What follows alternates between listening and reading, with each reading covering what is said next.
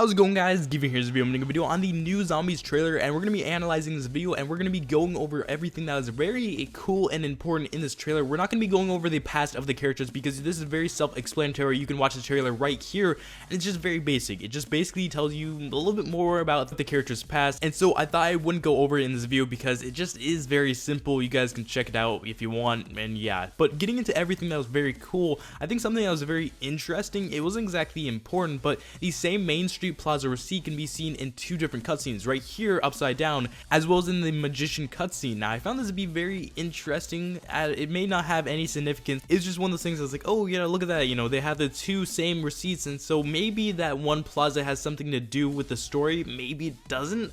I don't really think it does, but I thought that'd be just something to mention in this video.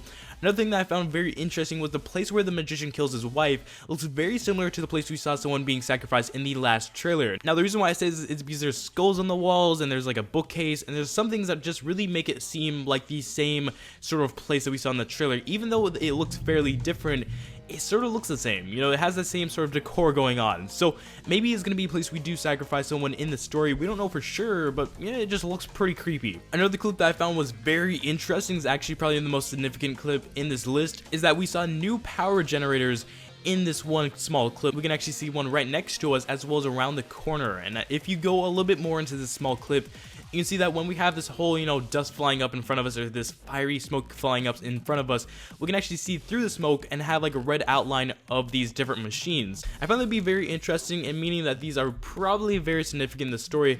And I also think that since we've seen the squid power show up a lot in the trailers, I have a feeling it may be more of an ability than anything else. I don't really see it as being a power-up as much as I see it being more so probably one of those extra abilities, much like the one that we saw back in Mob of the Dead. And it actually sort of makes sense since this is going to be based off of Mob of the Dead, so I wouldn't be surprised if the squid power would be some sort of extra ability that we get for being in the story, sort of like Afterlife in Mob of the Dead. Also in the same clip, we can see this purple pie on your left, but I don't really see it being significant. Like, it's one of those things that's like, you know, whatever, it doesn't really matter because we really don't know anything about it, but it may be important. Also, moving a little bit more into this trailer, we can see that when the characters are back to life in their new hellish world, we can see that there's dead bodies around them, which is a little bit creepy. But the really interesting thing about these bodies is that they have very modern shoes. As you can see right here, it looks like this guy's wearing Nikes. Like, I don't know if they had Nikes back in the 1940s that look as stylish as these, but it looks a little bit weird. So I'm wondering if they like sacrificed people in the modern day to actually get this to happen. I don't really know,